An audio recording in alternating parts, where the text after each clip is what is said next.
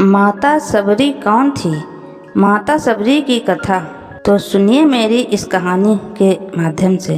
बात भगवान राम के जन्म से पहले की है, जब भील आदिवासी कबीले के मुखिया अज के घर बेटी पैदा हुई थी। उसका नाम समड़ा और दूसरा नाम सबरी रखा गया। सबरी की माँ इंदुमती उसे खूब प्यार करती थी। बचपन से ही सबरी पशु पक्षियों की भाषा समझकर उनसे बातें करती और जब सबरी की माँ उसे देखती तो कुछ समझ नहीं पाती थी। कुछ समय बाद एक पंडित ने सबरी के परिवार को बताया कि वो आगे चलकर सन्यासी बन सकती है। इस बात का पता चलते ही सबरी के पिता ने उसका रिश्ता तय कर दिया। जैसे ही शादी का दिन नज़दीक आया, सबरी के घर वालों ने खूब सारी बकरियां और अन्य जानवर घर के पास लाकर बांध दिए।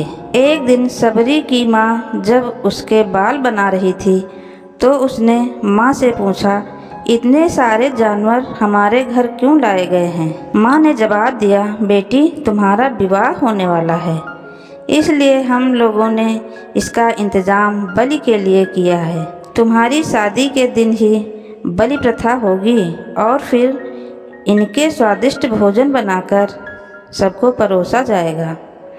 ये सब सुनकर सबरी दुखी हो गई।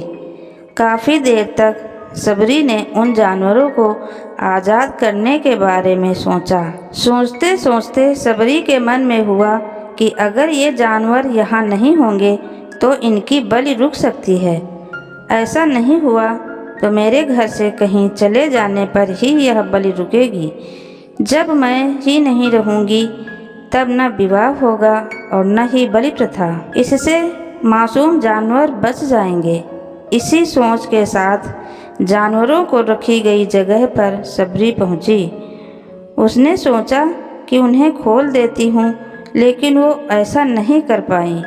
उसके बाद सबरी जंगल की तरफ भागने लगी। भागते भागते सबरी ऋषिमुख पर्वत पर गई। वहाँ करीब 10,000 ऋषि रहा करते थे। सबरी को लगा कि वो भी इसी जंगल में किसी तरह ऋषि मुनियों की सेवा करके अपना जीवन जी लेंगी। वो चुपचाप उसी जंगल में एक हिस्से में किसी तरह से रहने लगी। सबरी रोजाना ऋषि मुनियों की झोपड़ी के आगे झाड़ू लगाती और हवन के लिए लकड़ियां भी लाकर रखती। ऋषि मुनियों को समझ नहीं आ रहा था कि जंगल में उसके काम अपने आप कैसे हो रहे हैं। एक दिन सबरी को किसी ऋषि ने देख लिया। उसे देखते ही उसका परिचय पूछा। जैसे ही सबरी ने बताया कि वो भील आदिवासी परिवार से संबंध रखती है तो उसे ऋषियों ने खूब डांट लगाई।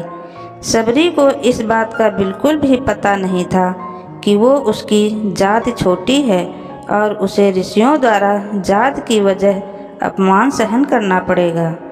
इतना सब होने के बाद भी सबरी हर ऋषि मुनि के दरवाजे पहुंचती और उनके आंगन में झाड़ू लगाकर उनसे गुरु दीक्षा लेने को कहती। हर कोई सबरी को उसकी जात की वजह से अपने आश्रम से भगा देता था। ऐसा होते होते काफ़ी समय बीत गया। उसके बाद सबरी मतंग ऋषि की कुटिया में पहुंची।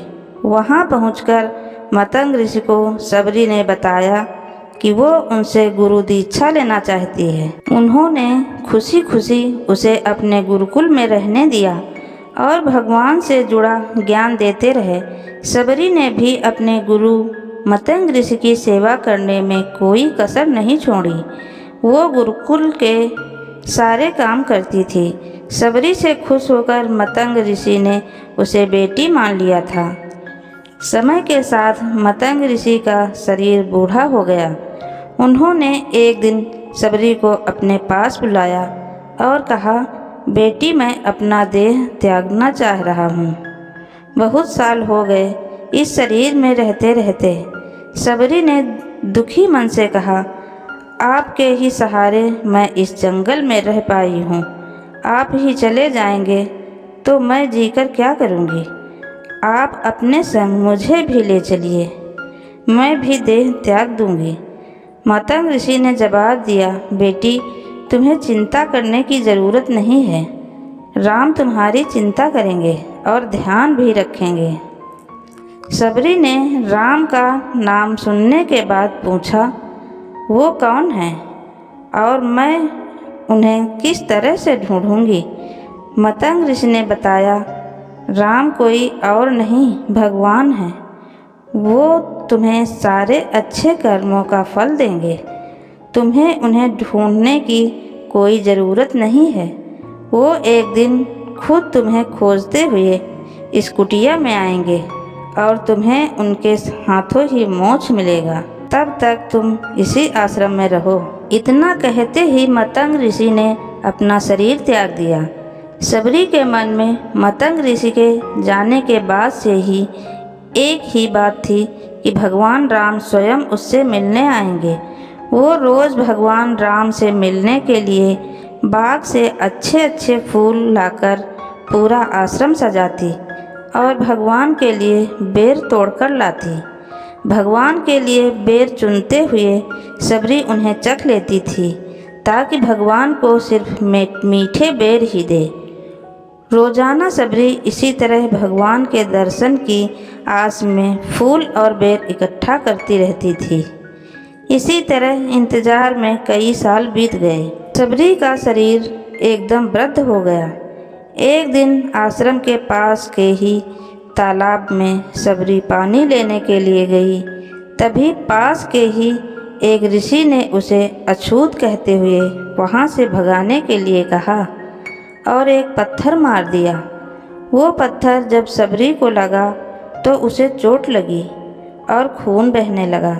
बहते हुए खून की एक बूंद उसी तालाब के पानी में गिर गई। तभी पूरा तालाब का पानी खून में बदल गया। ये सब होता देखकर ऋषि ने सबरी को ही डांटा और कहा कि पापिन, तुम्हारी वजह से पूरा पानी खराब हो गया। रोज़ ऋषि उस पानी को साफ करने के लिए अपनी कई तरह की विद्याओं का इस्तेमाल करते। कई सारे जतन करने के बाद भी कुछ नहीं हुआ। फिर उन्होंने गंगा जैसी कई पवित्र नदियों का जल भी उस तालाब में डाला, फिर भी तालाब का पानी साफ नहीं हो पाया और वो खून जैसा ही रहा। कई सालों तक तालाब के पानी को साफ करने की कोशिश के बाद भी कुछ काम नहीं आया तो ऋषि ने थककर सब कुछ छोड़ दिया। इस घटना के कई सालों के बाद भगवान राम अपनी पत्नी सीता के हरण के बाद उन्हें ढूंढते हुए उसी तालाब के पास पहुँचे। ऋषि मुनियों ने उन्हें पहचान लिया। भगवान को वहाँ देखकर ऋषियों ने तालाब का पानी साफ करने के लिए भगवान को अपने पैर उसमें डालने के लिए कहा, लेकिन पानी जैसे का तैसा ही था। ऋषि मुनियों ने भगवान से भी कई अन्य जतन करवाए, लेकिन वो पानी जस का तस खून जैसा ही रहा। तब भगवान ने ऋषियों से पानी के रक्त में बदलने की कहानी पूछी। तब ऋषि ने सबरी को पत्थर मारने वाली सारी बात बता दी। उसके बाद कहा कि वो महिला ही अपवित्र है, छोटी जात की है, इसीलिए ये सब हुआ है। उसी वक्त भगवान राम ने कहा, ये सब आप लोगों के खराब वचनों से हुआ है। सबरी को इस तरह के शब्द बोलकर आप लोगों ने उसे नहीं बल्कि मेरे दिल को घायल किया। इसी घायल दिल के रक्त का प्रतीक यह तालाब का लाल पानी है। आगे भगवान राम बोले, कहाँ है वो माई, मैं उनसे मिलना चाहता हूँ। तब तक सबरी उसी तालाब के पास पहुँच जाती है। इस दौरान सबरी के पैर को ठोकर लगती है और कुछ धूल उस तालाब में गिर जाती है। तभी सारा पानी साफ हो जाता है। भगवान सबसे कहते हैं कि देखिए, आप लोगों ने क्या कुछ नहीं किया, लेकिन पानी साफ नहीं हो पाया। अभी सिर्फ इनके पैर की थोड़ी सी धूल ने ही तालाब का पानी साफ कर दिया। भगवान राम को सबरी पहचान चुकी थी। उन्हें प्रणाम करके सबरी ने कहा, भगवान आप मेरे साथ कुटिया में चलिए। भगवान भी खुशी खुशी सबरी के साथ चल पड़े। फूलों से सबरी ने भगवान राम का स्वागत किया। वो सीधे बेर तोड़ने के लिए भाग गई और चक चक कर उनके लिए बेर लेकर आई। उन्होंने बड़े ही प्यार से भगवान राम और उनके भाई लक्ष्मण को बेर दिए। भगवान राम ने भी उतने ही प्यार से उन बेर को खाना शुरू किया। तभी बेर देखकर मुंह बनाते हुए लक्ष्मण ने कहा, भैया ये बेर जूठे हैं, इन्हें आप कैसे खा सकते हैं? भगवान ने जवाब दिया, लक्ष्मण ये जूठे नहीं बल्कि बहुत मीठे हैं। सबरी माई हम सबके लिए ये बहुत प्यार से तोड़कर लाई हैं।